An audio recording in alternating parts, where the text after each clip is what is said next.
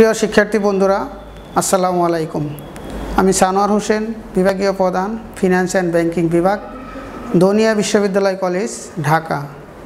শিক্ষার্থী বন্ধুরা, আজকে আমি অনার্স তৃতীয় বর্ষের ম্যানেজমেন্ট অ্যাকাউন্টিং থেকে সিভিপি অ্যানালাইসিস বা কস্ট ভলিউম অ্যানালাইসিস নিয়ে আলোচনা করব। তোমরা একটু বোর্ডে লক্ষ্য করো, আমরা উপরে লিখেছি BBA honours management accounting cost volume profit analysis. এখানে কস্ট ভলিউম প্রফিট অ্যানালাইসিস, তাহলে আমরা দেখছি এখানে কস্ট ভলিউম এবং প্রফিট তিনটার সাথে একটা সম্পর্ক এই অধ্যায়ের মধ্যে দেখা যাচ্ছে। তাহলে আমরা সর্বপ্রথম জানব কস্ট। তাহলে কস্ট কি? কস্টের বিভিন্নজন বিভিন্ন রকম সংজ্ঞা দিয়েছে। তোমরা একটু এদিকে খেয়াল করো, বোর্ডের দিকে যদি আমরা খেয়াল করি, cost is a measurement in monetary terms of the amount of resources used for some purpose। এই কথাটা বলেছে অ্যান্থনি। এই কথাটা অ্যান্থনি ভাষায়, অর্থাৎ এখানে উনি বলছেন যে কস্টটা হচ্ছে এরকম একটা টার্মস যা কি হয়, অর্থের দ্বারা মেজারমেন্ট করা হয়। কিছু রিসোর্সকে অর্থের দ্বারা মেজারমেন্ট করা হয়, যেটা কোনো একটা পারপাজে ব্যয় করা হয়। আর কস্টের আরেকটা সংজ্ঞা আমরা দেখি, cost is a price paid for something. Cost হচ্ছে কোনো কিছু পাওয়ার জন্য যে মূল্য পরিশোধ করা হয় তাকে বলা হয় কস্ট বা ব্যয়। এই কথাটা বলা হয়েছে অক্সফোর্ড ডিকশনারিতে। তাহলে আমাদের এখানে কস্ট আর ভলিউম কথা, তারপর দ্বিতীয় আসতেছে ভলিউম। ভলিউম বলতে বোঝায় number of unit you produce or sales, অর্থাৎ আমরা কত ইউনিট প্রোডাকশন করব এবং কত ইউনিট সেল করব, তার উপর ভিত্তি করে আমাদের আসবে কি প্রফিট। এবং প্রফিটটা নির্ভর করবে সেলস এবং কস্টের উপর ভিত্তি করে। এখন এই সিভিপি অ্যানালাইসিস করার সময় আমাদের কিছু অ্যাজাম্পশন, অনুমিত শর্ত, যাকে বলা হয় অনুমিত শর্ত বাংলায় বলা হয়, আর ইংরেজিতে বলা হয় অ্যাজাম্পশন। তাহলে আমাদের কিছু অ্যাজাম্পশন আছে সিভিপি অ্যানালাইসিসের। এক নাম্বার অ্যাজাম্পশন হলো all cost can be divided into fixed and variable। এখানে যে আমাদের কস্টগুলো থাকবে, এই কস্টগুলোকে সাধারণত দুই ভাগে ভাগ করা যাবে। তা হচ্ছে কি, এক নম্বর ভাগটা হচ্ছে আমাদের ফিক্সড কস্ট, আর একটা হবে ভেরিয়েবল কস্ট। আর দুই নম্বর বলা আছে সেলিং প্রাইস ইজ কনস্ট্যান্ট, অর্থাৎ সেলিং প্রাইস কনস্ট্যান্ট থাকতে হবে, তাহলে এই সিভিপি অ্যানালাইসিসটা আমরা করতে পারবো। এখানে সেলিং প্রাইস চেঞ্জ করা যাবে না। তারপরে total fixed cost remain constant, অর্থাৎ টোটাল যে ফিক্সড কস্ট যেটা আছে এটাও কনস্ট্যান্ট থাকবে। তারপরে 4 নাম্বার বলা আছে price factor of production constant. Price factor of production constant, অর্থাৎ একটা প্রোডাকশন করার জন্য যে সমস্ত ফ্যাক্টরগুলো কাজ করে, যেমন ডিরেক্ট ম্যাটেরিয়াল, তারপর লেবার, ওভারহেড ইত্যাদি, এই সমস্ত খরচগুলো কি হবে, কনস্ট্যান্ট থাকবে। There will be no change in firm efficiency. ফার্মের যে ইফিসিয়েন্সি, ফার্মের যে কার্যকারিতা, ফার্মের যে প্রোডাক্টিভিটি, এটা কখনোই কী করা যাবে না, এটা চেঞ্জ করা যাবে না। চেঞ্জ করলে আর আমাদের সিভিপি অ্যানালাইসিসটা থাকবে না, ঠিক থাকবে না। Variable cost per unit is also constant.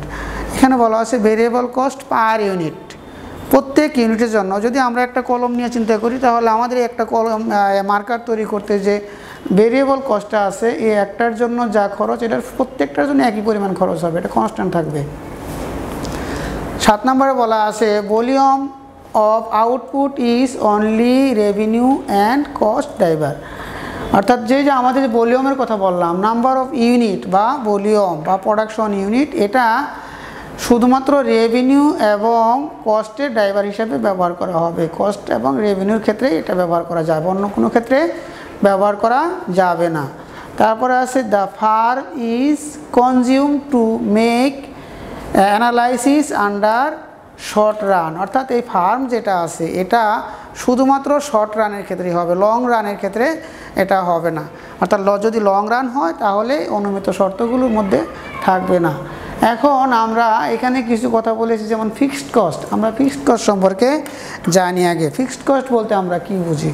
Fixed কস্টটা সাধারণত এমন একটা ব্যয় যেটা একটা নির্দিষ্ট পরিমাণ অ্যামাউন্ট ইউনিট প্রোডাকশন পর্যন্ত কোনো প্রকার পরিবর্তন হবে না। অর্থাৎ যদি আমাদের ক্যাপাসিটি থাকে 1000 ইউনিট, তাহলে 1000 ইউনিট প্রোডাকশন করা পর্যন্ত যে ব্যয়টার কোনো পরিবর্তন ঘটবে না, এটা হচ্ছে ফিক্সড কস্ট। কিন্তু যদি আমি 1000-এর পরিবর্তে 1200 ইউনিট উৎপাদন করি, সেক্ষেত্রে ফিক্সড কস্ট পরিবর্তন হবে। এজন্য ফিক্সড কস্টকে বলা হয় একটা নির্দিষ্ট পরিমাণ প্রোডাকশন বা নির্দিষ্ট পরিমাণ পর্যন্ত ক্যাপাসিটি পর্যন্ত এটা কোনো পরিবর্তন ঘটবে না। তারপরটা হচ্ছে ভেরিয়েবল কস্ট। ভেরিয়েবল কস্ট হচ্ছে পরিবর্তনশীল, বাংলায় বলা হয় এটাকে পরিবর্তনশীল। এটা পরিবর্তন হতে বাধ্য, পরিবর্তন হবে, তবে এটা per unit variable cost fixed থাকবে। পার ইউনিট ভেরিয়েবল কস্ট পরিবর্তন হবে না। যেমন ধরি আমরা যদি একটা প্রোডাকশন উৎপাদন করি, তার জন্য যদি 20 টাকা পড়ে, তাহলে 20,000 উৎপাদন করলে 20 দিয়ে গুণ দিলে যা হয় এত টাকা হবে। অর্থাৎ আমাদের ইউনিট পরিবর্তনের সাথে সাথে যে ব্যয়টা পরিবর্তন ঘটে, অর্থাৎ ইউনিট বাড়লে ব্যয় বাড়বে, ইউনিট কমলে ব্যয় কমবে, এটা হচ্ছে ভেরিয়েবল কস্ট। এখানে 500 ইউনিটের জন্য একরকম খরচ হবে, আবার 1000-এর জন্য আরেক রকম খরচ হবে, কিন্তু প্রত্যেকটা ইউনিটের জন্য ভেরিয়েবল কস্টের খরচ একই থাকবে, অর্থাৎ পার ইউনিট ভেরিয়েবল কস্ট কনস্ট্যান্ট থাকবে। তারপরে আমাদের আসবে কন্ট্রিবিউশন মার্জিন। আমরা এটাকে বলছি কন্ট্রিবিউশন মার্জিন। এটাকে সংক্ষেপে বলা হয় সিএম। এটাকে আমরা সিএম বলতে পারি, এটাকে বিসি বলতে পারি, আর এটাকে এফসি বলতে পারি, আর এটাকে আমরা বলতে পারি বিইপি, আর এটা হচ্ছে এমএস। তাহলে আমাদের এখানে আসলো কন্ট্রিবিউশন মার্জিন। কন্ট্রিবিউশন মার্জিনের বাংলা হচ্ছে দত্তাংশ। এখন আমরা বলবো যে কন্ট্রিবিউশন মার্জিন বলতে কি বুঝি। সহজ কথায় আমরা বলতে পারি বিক্রয় মূল্য থেকে ভেরিয়েবল কস্ট বিয়োগ করলে যে মানটা পাওয়া যায় তাকে বলা হয় কন্ট্রিবিউশন মার্জিন। অর্থাৎ contribution margin is difference between sales and variable cost. অর্থাৎ সেলস এবং ভেরিয়েবল কস্টের মধ্যে যে পার্থক্যটা দেখা যায় তাকে আমরা কন্ট্রিবিউশন মার্জিন হিসাবে বিবেচনা করব। তারপর হচ্ছে break even point. Break even point একে বলা হয় ভারসাম্য বিন্দু, বাংলায় বলা হয় ভারসাম্য বিন্দু। আমরা সহজেই জানি ব্রেক ইভেন পয়েন্টটা কি। ব্রেক ইভেন পয়েন্ট বলতে বোঝায় যে বিন্দুতে কোনো প্রকার লাভ বা লোকসান হবে না, অর্থাৎ যে বিন্দুতে টোটাল রেভিনিউ এবং টোটাল কস্ট সমান হবে তাকেই বলা হয় ব্রেক ইভেন পয়েন্ট। আমরা আবার বলছি ব্রেক ইভেন পয়েন্ট হচ্ছে যে বিন্দুতে টোটাল কস্ট এবং টোটাল রেভিনিউ সমান হবে তাকে ব্রেক ইভেন পয়েন্ট বলা যায়। তারপরে আমরা মার্জিন অফ সেফটি, আমাদের মার্জিন অফ সেফটির কথা বলা হলো। মার্জিন অফ সেফটি হচ্ছে বিক্রয় থেকে ব্রেক ইভেন ইউনিট বা ব্রেক ইভেন পয়েন্ট বিয়োগ করলে যে মানটা পাওয়া যায় তাকে বলা হয় মার্জিন অফ সেফটি। যদি আমরা বিক্রয় মূল্য টাকায় উল্লেখ করি, বিক্রয় মূল্য উল্লেখ করি, তাহলে ব্রেক ইভেন টাকা, বিক্রয় মূল্য থেকে ব্রেক ইভেন টাকা বিয়োগ করতে হবে, তাহলে বের হবে মার্জিন অফ সেফটি। আর যদি ব্রেক ইভেন ইউনিট না মার্জিন অফ সেফটি ইউনিট আমরা বের করতে যাই, সেক্ষেত্রে আমাদেরকে টোটাল ইউনিট বিক্রয় মূল্য, যে টোটাল যত ইউনিট বিক্রয় করা হবে তা থেকে আমাদের ব্রেক ইভেন ইউনিটটা বিয়োগ করতে হবে, তাহলে আমরা মার্জিন অফ সেফটি আমরা পেয়ে যাব।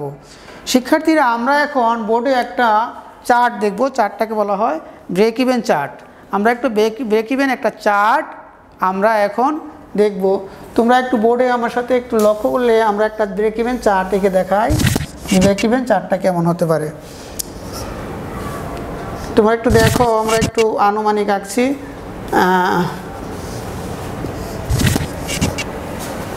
যদি এটা 1 হয় 2 3 4 5 6 7, এটা হচ্ছে প্রাইস। আর এইদিকে যদি আমরা ধরি 1 2 3 4 5 6 7, এটা আমরা একটু নেই, তাহলে এটা 1 2 3 4 5 6 7, এগুলো হচ্ছে কোয়ান্টিটি। এটা হলো আমাদের কোয়ান্টিটি।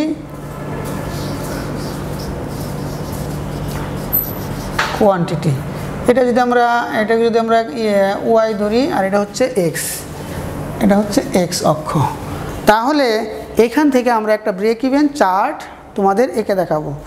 এখানে আমরা ধরলাম যে ফিক্সড কস্ট লাইন, এটা এই লাইনটা হচ্ছে আমাদের fixed cost line, FC line. Fixed কস্টের জন্য এই লাইনটা আমরা নিলাম ফিক্সড কস্ট লাইন। আর আমাদের এখান থেকে একটা লাইন এদিকে গেল, এটা হচ্ছে টোটাল কস্ট লাইন, টোটাল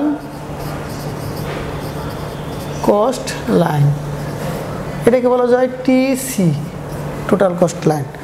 আর এখান থেকে একটা লাইন যদি আমরা টানি এভাবে, এটা হচ্ছে total revenue, total revenue, total revenue, এটাকে বলা হয় টিআর, টিআর। তাহলে আমাদের যে এইখানে যে বিন্দুটা আসলো এটা আর এটা যদি আমরা মিলে যাই, এইটা হচ্ছে বিইপি, এই যে আমাদের বিন্দুটা এটা হচ্ছে ব্রেক ইভেন পয়েন্ট, এটা আমাদের ব্রেক ইভেন পয়েন্ট। এখন এই ব্রেক ইভেন পয়েন্ট থেকে যদি আমরা নিচে বিক্রয় করি, এটা হচ্ছে এখানে যদি বিক্রি করি তাহলে লস হবে, আর যদি আমরা এখানে বিক্রয় করি তাহলে এটা হবে প্রফিট।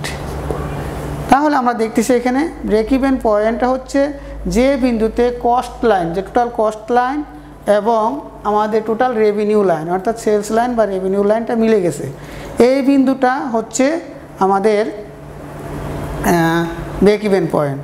আর যদি আমরা এটা যদি 2 ধরি তাহলে আমাদের দেখা যাচ্ছে যে এখানে 2.5 টাকার সময় আমাদের 2 ইউনিট বিক্রয় করলে এই সময় কি হবে, ব্রেক ইভেন পয়েন্ট হবে। আর এই যে ব্রেক ইভেন পয়েন্টের এই পাশে যে অংশটা, এই পাশে আমরা যত ইউনিটই বিক্রয় করি এটা হচ্ছে margin of safety, margin of safety. তাহলে আমরা মার্জিন অফ সেফটি এখানে আমরা একটা গ্রাফের মধ্যে দেখলাম যে মার্জিন অফ সেফটিটা কি, ব্রেক ইভেন ইউনিট যেখানে বিক্রয় করলাম যত ইউনিট হবে তার পরবর্তীতে যত ইউনিট বিক্রি করব ওই ক্ষেত্রে আমাদের মার্জিন অফ সেফটি থাকবে, অর্থাৎ ওই ক্ষেত্রে আমাদের সবসময় লাভই হবে, কখনো লোকসান হবে না। আর ব্রেক ইভেন পয়েন্টের নিচে যদি আমরা বিক্রি করি, এই নিচের লেভেলে অর্থাৎ 2 ইউনিটের কম যদি বিক্রয় করা হয় সেক্ষেত্রে আমাদের লোকসান হওয়ার সম্ভাবনা আছে বা লোকসান হবে, অর্থাৎ অবশ্যই লোকসান হবে। আর এই যে আমরা দেখেছি এখানে লোকসান লাইন মানে আমাদের দেখি আমরা যদি লক্ষ্য করি আমাদের টোটাল কস্ট লাইনটা আমাদের বিক্রয় মূল্যের উপর দিয়ে গেছে, অর্থাৎ এখানে দেখা যাচ্ছে যে বিক্রয় মূল্য এখান থেকে আর আমাদের কস্ট লাইনটা এখান থেকে, এটা যদি ফিক্সড কস্ট তারপর হচ্ছে ভেরিয়েবল কস্ট, অর্থাৎ এই কস্টের মাঝে আমাদের কস্ট এবং রেভিনিউর মাঝে অনেকটা গ্যাপ, এই গ্যাপটা হচ্ছে আমাদের লস। আর এই পাশে আমরা যদি লক্ষ্য করি তাহলে দেখব যে আমাদের টোটাল রেভিনিউ রেখা যেটা আছে, রেভিনিউ লাইনটা উপরে চলে গেছে আর কস্ট লাইনটা নিচে আসছে, তার মানে আমাদের আয় এখন ব্যয়ের চেয়ে বেশি হচ্ছে, এই ক্ষেত্রে আমাদের প্রফিট হিসাবে দেখা যাচ্ছে। এখানে আমাদের আরেকটা কথা মনে রাখতে হবে যে যখন আমরা গ্রাফটা আঁকবো তখন খুব ভালো করে খেয়াল করতে হবে ছাত্রছাত্রীদের, তা হচ্ছে যে টোটাল রেভিনিউ লাইন বা সেলস লাইন যদি আমরা বলি এটা 0 থেকে শুরু হবে, এটা 0 থেকে হবে। আর কস্ট লাইনটা ফিক্সড কস্টের লাইন থেকে হবে, কারণ হচ্ছে যে আমার এই ফিক্সড কস্ট যেটা আছে এটা তো অবশ্যই হয়ে গেছে, এটা তো আর ফেরানো সম্ভব নয়, বাকিটা হচ্ছে ভেরিয়েবল কস্ট। এই জন্য কস্ট লাইনটা হবে ফিক্সড কস্ট লাইনের এখান থেকে, আর সেলস লাইনটা বা রেভিনিউ লাইনটা অবশ্যই আমাদের 0 থেকে শুরু করতে হবে। এটা হচ্ছে আমাদের একটা ব্রেক ইভেন চার্ট। এখন আমরা আমাদের এই অধ্যায় থেকে আমাদের অনেকগুলো অঙ্ক করতে হবে, অঙ্ক করার জন্য আমাদের কিছু ফর্মুলা করতে হবে। তাহলে আমরা এখন এই ফর্মুলাটা দেখার চেষ্টা করব। আমরা সূত্র নিয়ে আলোচনা করলে অধ্যায়ে প্রথমে আসে ব্রেক ইভেন পয়েন্ট সেলস, এটাকে ব্রেক ইভেন পয়েন্ট প্রথমে আমরা ইউনিট কীভাবে বের করা যায় আমরা প্রথমে ইউনিটগুলো দেখি। তাহলে বিইপি মানে break even point in unit, ইউনিটে বের করতে গেলে ফিক্সড কস্ট এফসি আমরা বলছি এখানে সংক্ষেপে, আর ভাগ হবে কন্ট্রিবিউশন মার্জিন পার ইউনিট, অর্থাৎ টোটাল আমাদের ফিক্সড কস্ট যা থাকবে তাকে কন্ট্রিবিউশন মার্জিন পার ইউনিট দ্বারা ভাগ করলে ব্রেক ইভেন পয়েন্ট ইউনিটস বের করা যাবে। এটা আরোভাবে করা যায়, তা হচ্ছে বিইপি ইন ইউনিটস বের করার আরেকটা সূত্র হচ্ছে বিইপি ইন সেলস, মানে break even point in sales, টাকা যেটা বের করা থাকবে এটাকে সেলিং প্রাইস পার ইউনিট দ্বারা ভাগ করলে বের হয়ে যাবে ব্রেক ইভেন পয়েন্ট ইউনিটস। আবার আরেকভাবে বের করা যায়, তা হচ্ছে বিইপি ইউনিট আরেকভাবে বের করা যায়। তো ফিক্সড কস্টকে sales price per unit minus variable cost per unit দিয়ে ভাগ করলে যে মানটা পাওয়া যায় এটাকেও আমরা বিইপি বা break even point in unit বলতে পারি। এখন এখানে যখন আমাদের কন্ট্রিবিউশন মার্জিন পার ইউনিট দেওয়া থাকবে না, সেই ক্ষেত্রে আমরা সেলিং প্রাইস পার ইউনিট থেকে ভেরিয়েবল কস্ট পার ইউনিট যা বের হবে ওটা দিয়ে বের করে ভাগ করে আমরা বের করব। আমাদের প্রশ্ন অনুসারে আমাদের অঙ্ক এই টাকা বের করতে হবে, অর্থাৎ আমাদের কোশ্চেনে যা দেওয়া থাকবে ওটার উপর ভিত্তি করে, তথ্যের উপর ভিত্তি করে। তারপরে আমরা আসি ব্রেক ইভেন পয়েন্ট ইন টাকা। এই টাকাও বিভিন্নভাবে বিভিন্ন সূত্রের মাধ্যমে বের করা যায়। আমাদের কোশ্চেনে যা থাকবে তার উপর ভিত্তি করে আমরা বের করব। যেমন প্রথমে আমরা দেখি বিইপি টাকা ফিক্সড কস্ট ভাগ সিএম পার ইউনিট গুণ সেলিং প্রাইস পার ইউনিট, অর্থাৎ ফিক্সড কস্ট যা থাকবে তাকে কন্ট্রিবিউশন মার্জিন পার ইউনিট দ্বারা ভাগ করে সেলিং প্রাইস পার ইউনিট দ্বারা গুণ করলে আমরা ব্রেক ইভেন পয়েন্ট ইন টাকা পেয়ে যাব। আবার আরেকভাবে হতে পারে ব্রেক ইভেন পয়েন্ট ইন টাকা ফিক্সড কস্ট এটাকে যদি আমরা পিভি রেশিও বা সিএম রেশিও দ্বারা ভাগ করি, অর্থাৎ পিভি রেশিও এবং সিএম রেশিও যদি প্রশ্নে দেওয়া থাকে সেক্ষেত্রে আমরা পিভি রেশিও বা সিএম রেশিও দ্বারা এটাকে ভাগ করেও ওটা অর্থাৎ বিইপি টাকা বের করতে পারবো। আরোভাবে বের করা যায় বিইপি টাকা ফিক্সড কস্টকে 1 মাইনাস ভেরিয়েবল কস্ট রেশিও দ্বারা ভাগ করে। ফিক্সড কস্ট যা দেওয়া থাকবে, টোটাল ফিক্সড কস্ট যেটা দেওয়া থাকবে এটাকে 1 থেকে ভেরিয়েবল কস্ট রেশিও, ভেরিয়েবল কস্টের হার যেটা আছে যত পার্সেন্ট থাকবে ওই পার্সেন্টেজটা বিয়োগ করে এটাকে ভাগ করলেও আমরা বিইপি ইন টাকা পেয়ে যাব। আবার আরেকভাবে পেতে পারি, তা হচ্ছে বিইপি ইন টাকা fixed cost plus variable cost, অর্থাৎ এক্ষেত্রে ফিক্সড কস্ট এবং ভেরিয়েবল কস্ট দুটা যোগ করলেই আমরা বিইপি ইন টাকা পেয়ে যাব। এক্ষেত্রে আমাদের মনে রাখতে হবে টোটাল ফিক্সড কস্ট যদি দেওয়া থাকে এবং টোটাল ভেরিয়েবল কস্ট দেওয়া থাকে সেক্ষেত্রেই আমরা এই সূত্রটা ব্যবহার করতে পারবো। তারপরে ব্রেক ইভেন পয়েন্টে টাকা সেলস অর্থাৎ টোটাল সেলস যা থাকবে তা থেকে মার্জিন অফ সেফটি টাকা যদি আমরা বিয়োগ করি তাহলেও আমরা বিইপি ইন টাকা পেয়ে যেতে পারি। যদি আমাদের কোশ্চেনে টোটাল সেলস ভ্যালু দেওয়া থাকে এবং মার্জিন অফ সেফটির দেওয়া থাকে বা বের করা থাকে তাহলে আমরা যেটা বিয়োগ করলেই বিইপি ইন টাকা পেয়ে যাব। বিইপি টাকা বের করে আরেকটা সূত্র হচ্ছে সেলস ইনটু বিইপি রেশিও, অর্থাৎ সেলিং প্রাইস যা দেওয়া থাকবে আমাদের টোটাল সেলস প্রাইস যা দেওয়া থাকবে তাকে যদি আমরা বিইপি রেশিও দ্বারা, বিইপি রেশিও থাকলে ওটা দ্বারা গুণ করলেও আমরা বিইপি ইন টাকা পেয়ে যাব। বিইপি টাকা পাওয়ার আরেকটা সূত্র হচ্ছে বিইপি পার ইউনিট, এটাকে সেলিং প্রাইস পার ইউনিট দ্বারা গুণ করতে হবে, অর্থাৎ বিইপি যদি আমাদের বিইপি ইউনিটস যেটা দেওয়া থাকবে বিইপি ইউনিটস আমরা এই যে এখানে বিইপি ইউনিটস যেটা বের করলাম এরকম যদি বিইপি ইউনিটস আমাদের বের করা থাকে সেক্ষেত্রে তাকে আমরা সেলিং প্রাইস পার ইউনিট দ্বারা গুণ করলেও আমাদের বিইপি টাকা বের হয়ে যাবে। আরেকটা সূত্র আছে এখানে বিইপি টাকার, তা হচ্ছে total fixed cost plus total sales ভাগ টোটাল কন্ট্রিবিউশন মার্জিন। এখন এক্ষেত্রে যদি পার ইউনিট দেওয়া না থাকে, টোটাল সেলস ভ্যালু দেওয়া থাকে, টোটাল ফিক্সড কস্ট দেওয়া থাকে, টোটাল কন্ট্রিবিউশন মার্জিন দেওয়া থাকে, এই ক্ষেত্রে আমাদেরকে টোটাল ফিক্সড কস্ট এবং টোটাল সেলসকে গুণ করে টোটাল কন্ট্রিবিউশন মার্জিন দ্বারা ভাগ করব, তাহলে আমরা ব্রেক ইভেন পয়েন্ট ইন টাকা পেয়ে যাব। এগুলো ছিল আমাদের ব্রেক ইভেন পয়েন্টের টাকা এবং ইউনিট বের করার সূত্র। এখন আমরা দেখব এখানে ব্রেক ইভেন পয়েন্ট রেশিওগুলো কীভাবে আমরা বের করব। ব্রেক ইভেন পয়েন্ট রেশিও, তাহলে ব্রেক ইভেন পয়েন্ট রেশিও বের করার সূত্রগুলো এখানে দেওয়া আছে। যেমন বিইপি রেশিও সমান সমান হবে 1 minus margin of safety ratio, অর্থাৎ 1 থেকে যদি মার্জিন অফ সেফটি রেশিওটা বাদ দেই, ধরি আমরা মার্জিন অফ সেফটি রেশিও 40% অর্থাৎ 0.4, তাহলে 1 থেকে 0.4 বাদ দিলে বের হবে 0.6, তাহলে ওটাই হচ্ছে বিইপি রেশিও। আবার এরকম হতে পারে বিইপি রেশিও সমান সমান 1 মাইনাস মার্জিন অফ সেফটি ভাগ সেলস, অর্থাৎ যদি আমাদের মার্জিন অফ সেফটি রেশিও সরাসরি দেওয়া না থাকে সেই ক্ষেত্রে 1 থেকে মার্জিন অফ সেফটিকে সেলস দ্বারা ভাগ করলে যে মানটা পাওয়া যাবে ওই মানটা বিয়োগ করলেই আমাদের বের হয়ে যাবে বিইপি রেশিও।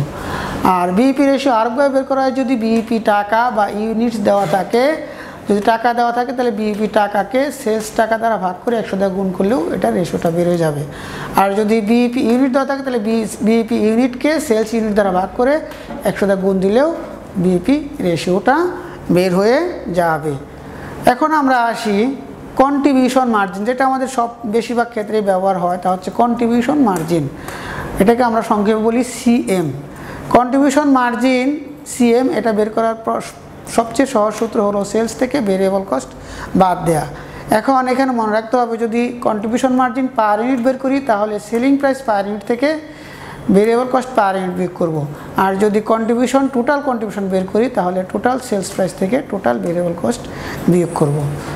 তারপরে আমাদের আছে সিএম, মানে কন্ট্রিবিউশন মার্জিন আরেকভাবে বের করা যায়, তা হচ্ছে সেলস গুণ সিএম বা কন্ট্রিবিউশন মার্জিন রেশিও।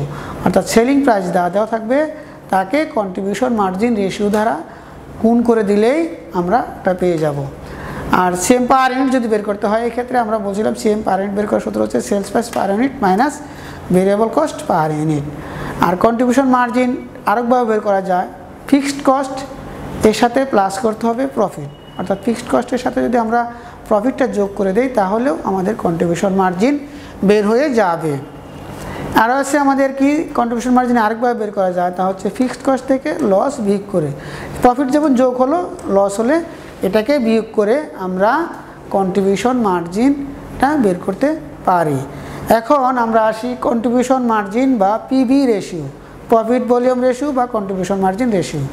এই রেশিওটা বের করার সূত্রগুলি আমরা এখন দেখব।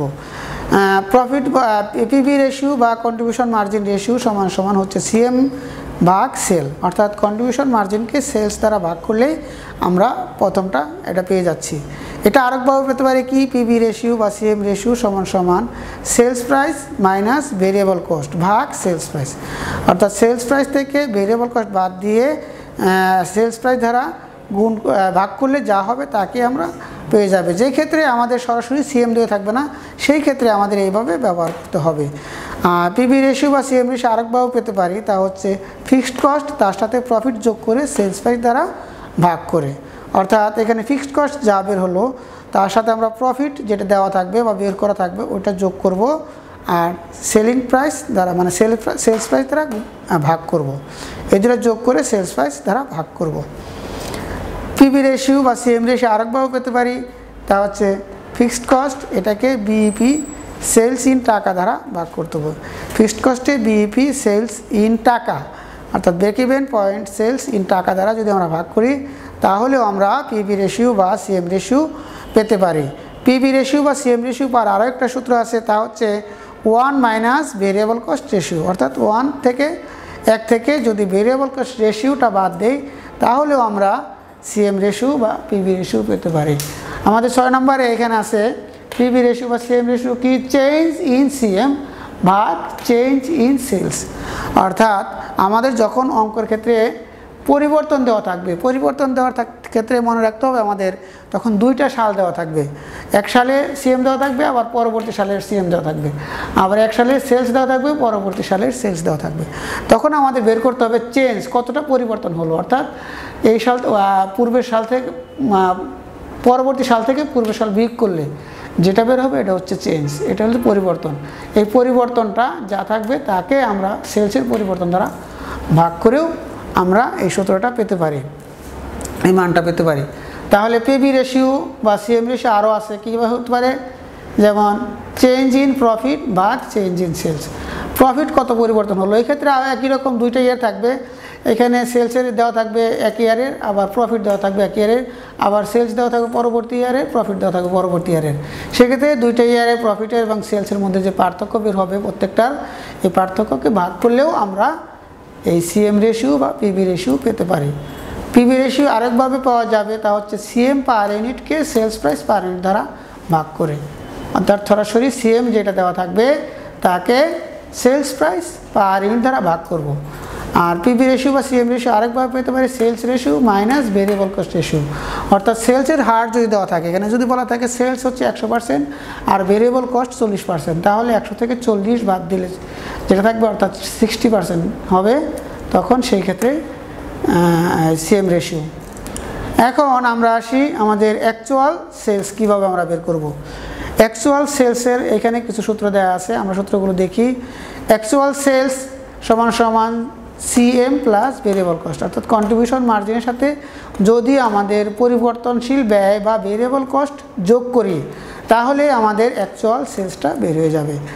আরেকভাবে বের করা যায় কিভাবে, অ্যাকচুয়াল সেলস সমান সমান fixed cost plus profit plus variable cost, অর্থাৎ ফিক্সড কস্টের সাথে যদি প্রফিট যোগ করি তার সাথে ভেরিয়েবল কস্ট যোগ করি, তিনটা যোগ করি তাহলে আমাদের অ্যাকচুয়াল সেলস বের হয়ে যাবে। তারপরে আছে আরেকটা দেখি আমরা অ্যাকচুয়াল সেলস কীরকম করা যায়, সিএম ভাগ সিএম রেশিও, অর্থাৎ কন্ট্রিবিউশন মার্জিন টোটাল যেটা দেওয়া থাকবে তাকে যদি আমরা সিএম রেশিও দ্বারা ভাগ করি তাহলেও আমাদের অ্যাকচুয়াল সেলস বের হয়ে যাবে। 4 নম্বর আমরা দেখি অ্যাকচুয়াল সেলস কীভাবে বের করা যায়, বিইপি সেলস ভাগ বিইপি রেশিও, অর্থাৎ ব্রেক ইভেন পয়েন্ট সেলস যেটা থাকবে তাকে যদি আমরা ব্রেক ইভেন পয়েন্ট রেশিও দ্বারা ভাগ করি তাহলেও অ্যাকচুয়াল সেলসটা বের হয়ে যাবে। তাহলে আমরা 5 নম্বরে দেখি অ্যাকচুয়াল সেলস বের করারই হলো ভেরিয়েবল কস্ট, তাকে ভেরিয়েবল কস্ট রেশিও দ্বারা ভাগ করলেও আমরা অ্যাকচুয়াল সেলস বের করতে পারবো। এখন আমরা আসি মার্জিন অফ সেফটিতে। মার্জিন অফ সেফটি বের করার প্রথম সূত্র হচ্ছে টোটাল সেলস থেকে ব্রেক ইভেন সেলস বিয়োগ করা, অর্থাৎ টোটাল আমাদের সেলস যা থাকবে তা থেকে ব্রেক ইভেন সেলস যেটা থাকবে এটা যদি আমরা বিয়োগ করে দেই তাহলে আমরা মার্জিন অফ সেফটি পেয়ে যাব। তারপর হচ্ছে মার্জিন অফ সেফটি আরেকভাবে বের করা যায়, প্রফিট তাকে যদি সিএম রেশিও দ্বারা ভাগ করা হয়, প্রফিটকে সিএম রেশিও বা সিএম রেশিও না থাকলে পিভি রেশিও এটা দ্বারা ভাগ করলেও আমরা মার্জিন অফ সেফটি পেয়ে যাব। আরেকভাবে মার্জিন অফ সেফটি বের করা যায়, তা হচ্ছে সেলস মাইনাস ফিক্সড কস্ট ভাগ সিএম রেশিও, অর্থাৎ সেলস থেকে ফিক্সড কস্ট এবং সিএম রেশিও দ্বারা ভাগ করলে যে মানটা বের হবে এইটা বিয়োগ করলেও বের হয়ে যাবে আমাদের মার্জিন অফ সেফটি রেশিও। এখন আমরা আসি মার্জিন অফ সেফটি রেশিও আমরা কীভাবে করব। মার্জিন অফ সেফটি রেশিও বের করার সময় আমাদের মনে রাখতে হবে মার্জিন অফ সেফটি রেশিও সমান সমান মার্জিন অফ সেফটি ভাগ সেলস, মার্জিন অফ সেফটিকে সেলস দ্বারা ভাগ করলেই আমরা এটা পেয়ে যেতে পারি। আর 2 নম্বরে আমরা দেখি margin of safety ratio sales থেকে ব্রেক ইভেন সেলস বাদ দিয়ে সেলস দ্বারা ভাগ করলেও মার্জিন অফ সেফটি রেশিও পাওয়া যাবে। আরেকভাবে হতে পারে margin of safety 1 minus break even ratio, 1 থেকে যদি আমরা ব্রেক ইভেন রেশিওটা বিয়োগ করে দেই তাহলেও আমরা মার্জিন অফ সেফটি রেশিওটা পেয়ে যাব। আর 4 নম্বরে মার্জিন অফ সেফটি রেশিও বের করার সূত্র হচ্ছে রেশিওকে সিএম রেশিও দ্বারা ভাগ করা, অর্থাৎ প্রফিট রেশিও যেটা দেওয়া থাকবে ওটাকে যদি আমরা সিএম রেশিও দ্বারা ভাগ করি তাহলেও আমরা মার্জিন অফ সেফটি রেশিওটা পেতে পারি। আমরা ভেরিয়েবল কস্ট বের করার এই সূত্রগুলো দেখি। ভেরিয়েবল কস্ট বের করা যায় এই নিম্নোক্ত সূত্রের মাধ্যমে, যেমন 1 নাম্বার আছে ভেরিয়েবল কস্ট সমান সমান হচ্ছে সেলস মাইনাস সিএম, অর্থাৎ সেলস থেকে কন্ট্রিবিউশন মার্জিন বিয়োগ করলে বেড়ে যাবে ভেরিয়েবল কস্ট। আরেকটা আছে ভেরিয়েবল কস্ট সমান সমান sales minus fixed cost minus profit, sales থেকে ফিক্সড কস্ট এবং প্রফিট বিয়োগ করলে ভেরিয়েবল কস্ট বের হয়ে যাবে। আরেকটা সূত্র আছে sales minus fixed cost plus হবে, এটা প্লাস হবে লসটা প্লাস হবে। তাহলে যদি আমরা এখানে সেলস থেকে যদি ফিক্সড কস্ট বাদ দিই এবং লস যোগ করি তাহলে বের হয়ে যাবে ভেরিয়েবল কস্ট। ভেরিয়েবল কস্ট বের করার একটা সূত্র হচ্ছে সেলসকে ভেরিয়েবল কস্ট রেশিও দ্বারা গুণ করতে হবে। এক্ষেত্রে মনে রাখতে হবে যদি ভেরিয়েবল কস্ট রেশিও দেয়া থাকে সেই ক্ষেত্রে সেলিং প্রাইস বা যা দেওয়া থাকবে টোটাল তার সাথে এটা গুণ করতে হবে। আর ভেরিয়েবল কস্ট আরেকভাবে বের করা যায় টোটাল কস্ট থেকে ফিক্সড কস্ট যেটা আছে এফসি যেটা সেটা বাদ দিলেই ভেরিয়েবল কস্ট বের হয়ে যাবে। এখন আমরা দেখব ভেরিয়েবল কস্ট রেশিওগুলো কীভাবে বের করব। ভেরিয়েবল কস্ট রেশিও বের করার সময় 1 থেকে সিএম রেশিও বিয়োগ করলে ভেরিয়েবল কস্ট রেশিও বের হয়ে যাবে। আরেকটা সূত্র হচ্ছে 1 থেকে সিএম ভাগ সেলস, সিএমকে সেলস দ্বারা ভাগ করলে যে মানটা বের হয় ওটা বিয়োগ করলেও বের হয়ে যাবে। আর একটা সূত্র আছে ভেরিয়েবল কস্ট রেশিও বের করার, তা হচ্ছে চেঞ্জ ইন কস্ট আর চেঞ্জ ইন সেলস। কস্ট পরিবর্তনের কত হলো এবং সেলস পরিবর্তন কত হলো, এই ক্ষেত্রে 2টা ইয়ার থাকবে। আগের মতো বলছিলাম চেঞ্জিং বললে 2টা ইয়ার থাকবে, 2টা ইয়ারের মধ্যে পার্থক্য বের করতে হবে কস্টের এবং সেলসের। তারপরে সেটাকে ভাগ করলেই বের হয়ে যাবে ভেরিয়েবল কস্ট রেশিও। আর আরেকটা হতে পারে ভেরিয়েবল কস্ট যদি দেওয়া থাকে এবং সেলস দেওয়া থাকে, সেক্ষেত্রে ভেরিয়েবল কস্টকে সেলস দ্বারা বিয়োগ করলে ভাগ করলেই বের হয়ে যাবে ভেরিয়েবল কস্ট রেশিও। এখন আমরা আসি ফিক্সড কস্টে। ফিক্সড কস্ট কীভাবে বের করা যায়? ফিক্সড কস্ট বের করা যায় সেলস থেকে প্রফিট মাইনাস ভেরিয়েবল কস্ট বিয়োগ করলে, অর্থাৎ সেলস যা থাকবে তা থেকে প্রফিট এবং ভেরিয়েবল কস্ট বিয়োগ করলে আমাদের ফিক্সড কস্ট বের হয়ে যাবে। আরেকভাবে বের করা যায় সেলস থেকে সাথে প্লাস করতে হবে লস, মাইনাস করতে হবে ভেরিয়েবল কস্ট। আরেকভাবে বের করা যায় টোটাল কস্ট থেকে যদি ভেরিয়েবল কস্ট বাদ দিই তাহলেও ফিক্সড কস্ট বের হয়ে যাবে। আরেকভাবে বের করা যায় তা হচ্ছে সেলসের সাথে যদি সিএম রেশিও গুণ করি এবং প্রফিট বিয়োগ করি তাহলেও ফিক্সড কস্ট বের হয়ে যাবে। আর ফিক্সড কস্ট বের করা যায় আরেকভাবে variable cost break even sales তার সাথে যদি সিএম রেশিও গুণ করি তাহলেও ফিক্সড কস্ট বেড়ে যাবে। আর ফিক্সড কস্ট আরেকভাবে বের করা যায় তা হচ্ছে সিএম এখানে মাইনাস করতে হবে প্রফিট, সিএম যা দেওয়া থাকবে তা থেকে যদি আমরা প্রফিটটা বিয়োগ করে দেই তাহলেও ফিক্সড কস্ট বের হয়ে যাবে। এখন আমরা আসি ফিক্সড কস্ট রেশিও কীভাবে বের করা যায়। ফিক্সড কস্ট রেশিও বের করার জন্য প্রথম সূত্র হচ্ছে ফিক্সড কস্টকে সেলস দ্বারা ভাগ করতে হবে, ভাগ করলে আমাদের এটা বের হয়ে যাবে। তারপর 2 নম্বর হচ্ছে ফিক্সড কস্ট রেশিও আরেকভাবে বের করা যায় ব্রেক ইভেন পয়েন্ট এর সাথে সিএম রেশিও দ্বারা গুণ করলে তাহলেও ফিক্সড কস্ট রেশিও বের হয়ে যাবে। আরেকভাবে বের করা যায় সিএম রেশিও থেকে প্রফিট রেশিও যদি মাইনাস করি, সিএম রেশিও যা থাকবে তার সাথে প্রফিট রেশিও মাইনাস করলেও আমাদের ফিক্সড কস্ট বেড়ে যাবে। এখন আমরা আসি প্রফিট কীভাবে নির্ণয় করব। প্রফিট নির্ণয় করার সূত্র হচ্ছে প্রফিট সমান সমান sales minus fixed cost minus variable cost, অর্থাৎ সেলস থেকে ফিক্সড কস্ট এবং ভেরিয়েবল কস্ট বিয়োগ করলে প্রফিট বের হয়ে যাবে। আরেকটা সূত্র আছে সেলস থেকে যদি আমরা টোটাল কস্ট বাদ দিই তাহলেও প্রফিট বের হয়ে যাবে। এক্ষেত্রে টোটাল কস্ট এবং মূল দেওয়া থাকতে হবে, দেওয়া থাকলে আমরা এটা বের করে ফেলবো। প্রফিট আরেকভাবে বের করা যায় সিএম থেকে ফিক্সড কস্ট যদি বাদ দিই, অর্থাৎ কন্ট্রিবিউশন মার্জিন থেকে ফিক্সড কস্ট বাদ দিলেও বের হয়ে যাবে। আর সেলসের সাথে যদি সিএম রেশিও গুণ করি ফিক্সড কস্ট বাদ দিই তাহলেও প্রফিট বের হবে। 5 নম্বরে প্রফিট বের করার সূত্র হচ্ছে মার্জিন অফ সেফটি গুণ সিএম রেশিও, অর্থাৎ মার্জিন অফ সেফটি যা থাকবে তাকে সিএম রেশিও দ্বারা গুণ করলেই বের হয়ে যাবে আমাদের প্রফিট। এখন আমরা আসি প্রফিট রেশিওতে। প্রফিট রেশিও বের করার 2টা সূত্র আছে, এক নম্বর হচ্ছে প্রফিট ভাগ সেলস, তাহলে প্রফিট রেশিও বের হয়ে যাবে। আরেকটা আছে প্রফিট রেশিও বের করার সূত্র এমএস রেশিও গুণ সিএম রেশিও, অর্থাৎ মার্জিন অফ সেফটি রেশিওকে সিএম রেশিও দ্বারা গুণ করলেই আমাদের প্রফিট বের হয়ে যাবে। এখন আমাদের খুবই ইম্পর্টেন্ট দুইটা আমরা জিনিসটা দেখবো, সূত্র দেখবো, তা হচ্ছে রিকোয়ার্ড সেল বা টার্গেট সেল। বেশিরভাগ সময় অঙ্কর মধ্যে এই টার্গেট সেল চাওয়া হয়। তাহলে আমরা টার্গেট সেল এটা আমরা দেখব। একটা আছে বিফোর ট্যাক্সের, প্রথমে আমরা দেখি। তাহলে রিকোয়ার্ড সেল এটাকে আরেকটা নাম হচ্ছে টার্গেট সেল। রিকোয়ার্ড সেল সমান ইউনিট যখন বের করব তখন ফিক্সড কস্ট তার সাথে প্লাস হবে ডিজায়ার প্রফিট আর ভাগ হবে কন্ট্রিবিউশন পার ইউনিট। এখানে ডিজায়ার প্রফিট মানে আমাদের কত টাকা প্রফিট, একটা টার্গেট একটা প্রফিট দেওয়া থাকবে যে এত টাকা প্রফিট হলে সেলসের পরিমাণ কত, ওইটাকেই বলা হয় ডিজায়ার প্রফিট। অর্থাৎ আমরা কত টাকা প্রফিট আশা করতেছি, ওই প্রফিটের সাথে আমাদের কত ইউনিট বিক্রয় করতে হবে, এটার নাম হচ্ছে রিকোয়ার ইউনিটস। আরেকভাবে বের করা যায় রিকোয়ার ইউনিটসের ফিক্সড কস্ট তার সাথে ডিজায়ার প্রফিট, আমি ডি দ্বারা এখানে করলাম, ডিজায়ার প্রফিট সংক্ষেপে ডি লিখলাম, আর ভাগ হবে সেলিং প্রাইস পার ইউনিট ভাগ variable cost per unit.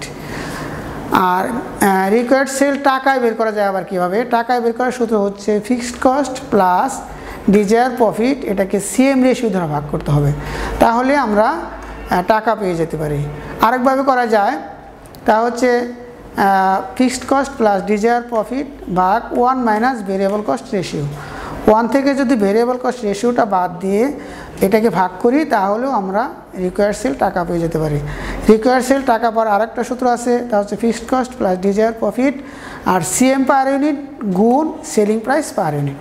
SP দ্বারা আমরা সেলিং প্রাইসকে বোঝাচ্ছি, সেলিং পার ইউনিট। আর তারপরে আরেকভাবে করা যায় তা হচ্ছে variable cost plus fixed cost plus desire profit. এই তিনটা যদি আমরা যোগ করি তাহলেও আমরা রিকোয়ার্ড সেলটা পেয়ে যেতে পারি। এখন আমরা দেখব রিকোয়ার্ড সেল আফটার ট্যাক্স।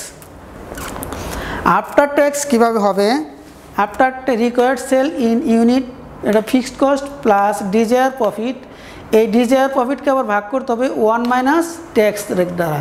এখন এখানে ট্যাক্স রেট যদি 40% থাকে তাহলে 1 থেকে ট্যাক্স রেট বাদ দিলে 0.60 বের হবে, ওটারে এটার সাথে ভাগ করতে হবে। ভাগ করলে যে মানটা হবে এটা যোগ করে সিএম পার ইউনিট দ্বারা ভাগ করলে আমরা এটা পেয়ে যাব।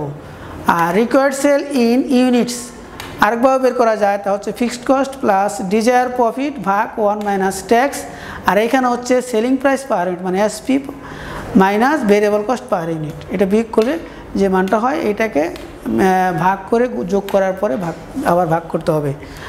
এখন আমরা আসি রিকোয়ার্ড সেল ইন টাকা, এটা হচ্ছে আফটার ট্যাক্সের ক্ষেত্রে ফিক্সড কস্ট যেটা দেওয়া ছিল ফিক্সড কস্ট, তার সাথে প্লাস করব ডিজায়ার প্রফিট, এটাকে আবার ভাগ করব ডিজায়ার প্রফিটকে 1 মাইনাস ট্যাক্সের দ্বারা, আর ভাগ করে দেবো একবারে সবগুলোকে সিএম রেশিও দ্বারা।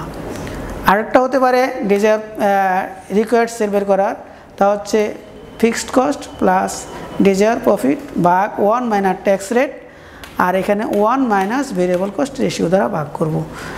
আরেকভাবে হতে পারে, তা হচ্ছে fixed cost plus desire profit 1 minus tax rate, আর এখানে সিএম পার ইউনিট গুণ সেলিং প্রাইস পার ইউনিট। আমাদের এই অধ্যায় থেকে আমরা এই সূত্রগুলো দেখলাম, এই সূত্রগুলোর আলোকেই আমাদের পরবর্তী ক্লাসে আমরা তোমাদের কিছু ম্যাথমেটিক্স নিয়ে আলোচনা করব। শিক্ষার্থীরা তোমরা যে যেখানে আসো করোনাকালীন এই সময় তোমরা যার যার বাড়িতেই নিরাপদ দূরত্বে স্বাস্থ্যবিধি মেনে চলবে। সবাইকে ধন্যবাদ।